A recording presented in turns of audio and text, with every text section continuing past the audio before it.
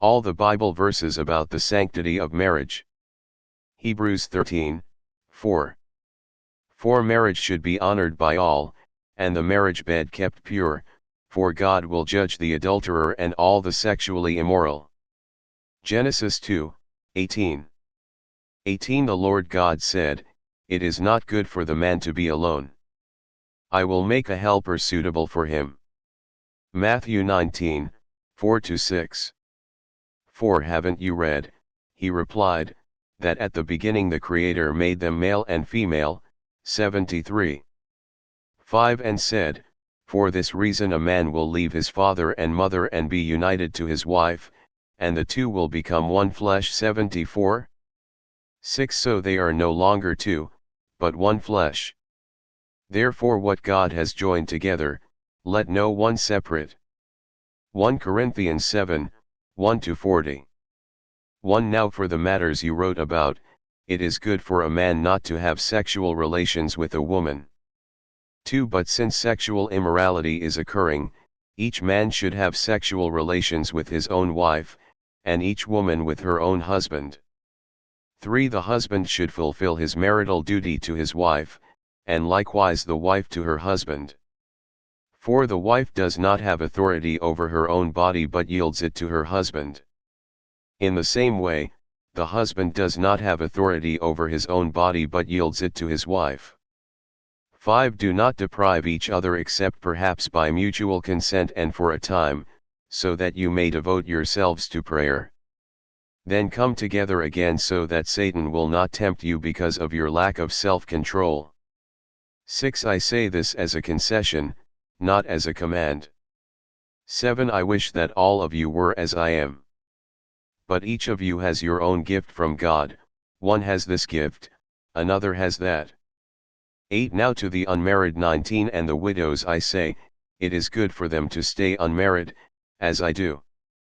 9 But if they cannot control themselves, they should marry, for it is better to marry than to burn with passion.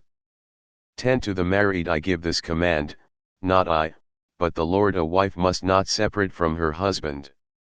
11 But if she does, she must remain unmarried or else be reconciled to her husband. And a husband must not divorce his wife. 12 To the rest I say this, I, not the Lord: if any brother has a wife who is not a believer and she is willing to live with him, he must not divorce her. 13 And if a woman has a husband who is not a believer and he is willing to live with her, she must not divorce him. 14 For the unbelieving husband has been sanctified through his wife, and the unbelieving wife has been sanctified through her believing husband. Otherwise your children would be unclean, but as it is, they are holy. 15 But if the unbeliever leaves, let it be so. The brother or the sister is not bound in such circumstances. God has called us to live in peace. 16 How do you know, wife, whether you will save your husband? Or, how do you know, husband, whether you will save your wife? 17 Nevertheless, each person should live as a believer in whatever situation the Lord has assigned to them, just as God has called them. This is the rule I lay down in all the churches. 18 Was a man already circumcised when he was called? He should not become uncircumcised. Was a man uncircumcised when he was called? He should not be circumcised. 19 Circumcision is nothing and uncircumcision is nothing. Keeping God's commands is what counts. 20 Each person should remain in the situation they were in when God called them. 21 Were you a slave when you were called? Don't let it trouble you, although if you can gain your freedom, do so. 22 For the one who was a slave when called to faith in the Lord is the Lord's freed person. Similarly, the one who was free when called is Christ's slave. 23 You were bought at a price, do not become slaves of human beings. 24 Brothers and sisters, each person, as responsible to God, should remain in the situation they were in when God called them. 25 Now about virgins, I have no command from the Lord, but I give a judgment as one who by the Lord's mercy is trustworthy. 26 Because of the present crisis, I think that it is good for a man to remain as he is. 27 Are you pledged to a woman? Do not seek to be released. Are you free from such a commitment? Do not look for a wife. 28 But if you do marry, you have not sinned, and if a virgin marries, she has not sinned.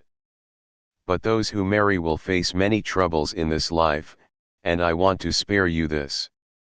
29 What I mean, brothers and sisters, is that the time is short. From now on those who have wives should live as if they do not. 30 Those who mourn, as if they did not, those who are happy, as if they were not, those who buy something, as if it were not theirs to keep. 31 Those who use the things of the world, as if not engrossed in them. For this world in its present form is passing away. 32 I would like you to be free from concern. An unmarried man is concerned about the Lord's affairs, how he can please the Lord. 33 But a married man is concerned about the affairs of this world, how he can please his wife. 34 And his interests are divided. An unmarried woman or virgin is concerned about the Lord's affairs, her aim is to be devoted to the Lord in both body and spirit. But a married woman is concerned about the affairs of this world, how she can please her husband. 35 I am saying this for your own good, not to restrict you, but that you may live in a right way in undivided devotion to the Lord.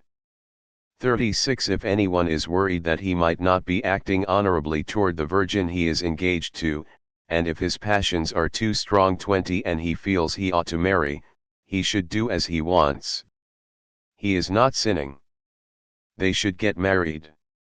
37 But the man who has settled the matter in his own mind, who is under no compulsion but has control over his own will, and who has made up his mind not to marry the virgin, this man also does the right thing. 38 So then, he who marries the virgin does right, but he who does not marry her does better. 21. 39 A woman is bound to her husband as long as he lives. But if her husband dies, she is free to marry anyone she wishes, but he must belong to the Lord. 40 In my judgment, she is happier if she stays as she is, and I think that I too have the Spirit of God. Genesis 2:24. 24 That is why a man leaves his father and mother and is united to his wife, and they become one flesh. Proverbs 18:22. 22 He who finds a wife finds what is good and receives favor from the Lord.